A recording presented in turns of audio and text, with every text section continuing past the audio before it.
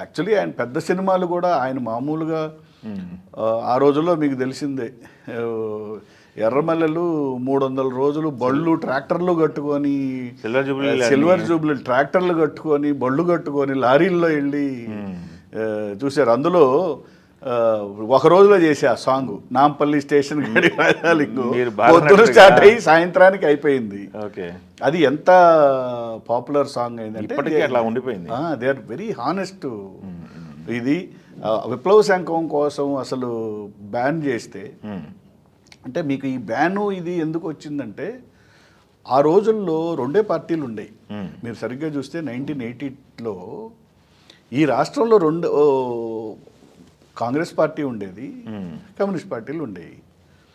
So ఈ Congress party దీనిపైన ఈయన సినిమాలు ఏదైనా గవర్నమెంట్ ప్రభుత్వ వ్యతిరేక సినిమాలు కదా అన్నీ. సో దాంట్లో దాన్ని బ్యాన్ అన్నారు. సో దాన్ని బ్యాన్ అన్నారని దానికోసం ఉద్యమాలు చేసి చివరికి హంగర్ స్ట్రైక్ చేసి రాష్ట్రం అంతా ఉద్యమాలు జరిగి రాష్ట్ర వ్యాప్తంగా ఆ హంగర్ స్ట్రైక్కి ఎంజీఆర్ గారు, శివాజీ గణేశన్ గారు, కళ్యాణ సుందరం గారు, పెద్ద పెద్ద నాయకులు, జార్జ్ ఫెర్నాండెస్ గారు పార్లమెంట్లో పోరాడి దానికి సర్టిఫికెట్ ఇచ్చి ఆ రోజుల్లో హైదరాబాద్లో అన్ని 100 థియేటర్లో రిలీజ్ అయిన సినిమా.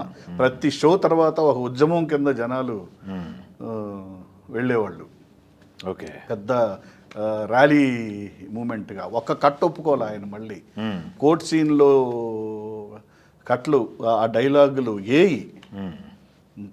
కోర్ట్ సీన్ ఒక అరగంట పాటు మామూలుగా ఉండదు.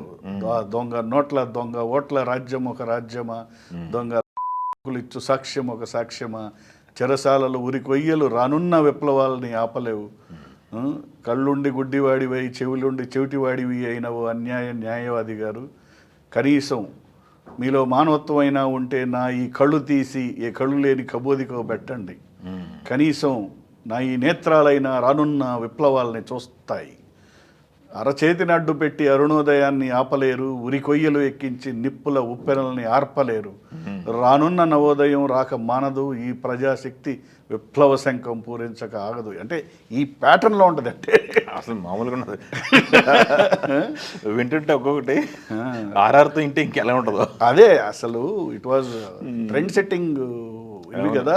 సో ఈ మూవీస్కి జనాల్లో వచ్చిన వేడికి సో ఆయన పాయింట్ ఆఫ్ ఏంటంటే next alternative communist party. Rangarao గారు ఆయన అప్పుడు కూడా ఏనాడు ఆయన సీఎం అనుకోలా. కమ్యూనిస్ట్ పార్టీ ఆంధ్రప్రదేశ్లో వస్తుంది అధికారంలోకి, పుచ్చలపల్లి సుందరయ్య గారిని సీఎం చేయాలి, గిరిప్రసాద్ గారు నల్లమల గిరిప్రసాద్ గారు డిప్యూటీ సీఎం చేయాలి, ఈయన సోల్జర్గా మళ్ళీ ప్రచార కార్యకర్తగా కార్యదర్శిగా మొత్తం అనేది ఆ వేవ్. ఈ వేవ్ ఉన్న టైంలో ఒక మహా నటుడు, మహానాయకుడు, ప్రజానాయకుడు పెట్టారు పార్టీ.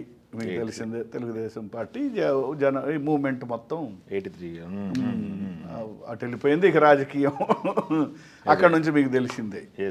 బట్ యాక్చువల్లీ ఎవరికి తెలియంది ఏంటంటే అప్పుడు ఈ పార్టీ రాకముందు ఉంది 2 పార్టీలే. వేవ్ జనాల్లో అప్పుడున్న ఆవేశం ఇవన్నీ.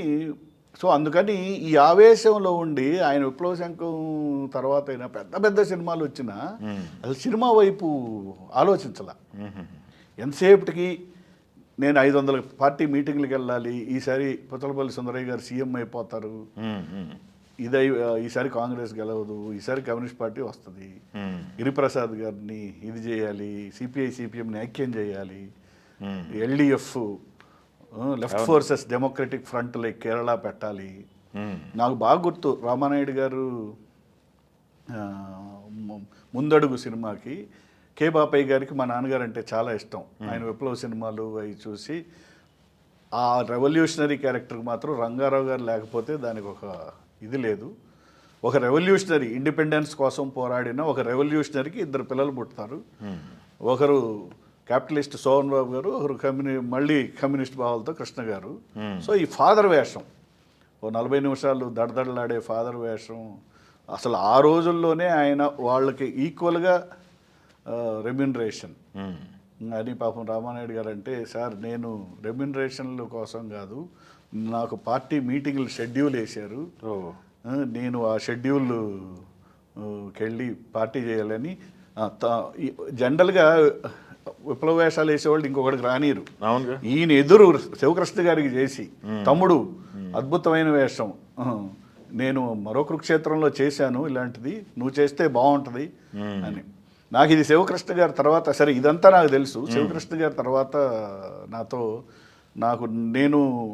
నాకు ఫాదర్గా ఆయన, నేను చేసిన రెండో సినిమా మాయల వెల్పులో ఆయన ఫాదర్గా వేస్తే మేము లంచ్లో కూర్చొని మామూలుగా అన్నీ డిస్కస్ చేసుకుంటాం కదా. ఆయన అన్నారు, మీ ఫాదర్ నాకు పాపం ఎంత ఇష్టం అంటే ఫోన్ చేసి తమ్ముడు ఇదేయి అన్నారు. ఆ ఒక్క ముందడుగులో వేసిన ఆ క్యారెక్టర్కి నాకు 70 సినిమాలు వచ్చినాయి.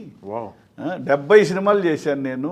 టు ది ఎక్స్టెంట్ చిరంజీవి గారు లాంటి పెద్ద స్టార్ పక్కన సంఘర్షణ అనే ఈక్వల్ హీరో క్యారెక్టర్స్ వచ్చినాయి, ఎన్ని వచ్చినాయి. అంటే హీ వాజ్ నాట్ కాన్సన్ట్రేటింగ్. ఆయన చేసుంటే ఇంకా 100 చేసేవాడు. అవును. Thought process was this. ఇక అండ్ నవతరం పిక్చర్స్ అనే బ్యానర్లో ఎక్కడ ఏనాడు సామాజిక అంశం లేకుండా సినిమా అసలు తీలా. సినిమా లేదా, కమర్షియల్ సినిమా అనేది తీలా. ఎస్ ఒకవేళ ఫ్లాప్ అయినా కూడా మళ్ళీ ఇంకా బెటర్గా ఎస్ ఎర్రమట్టి ఎట్ట తీయాలని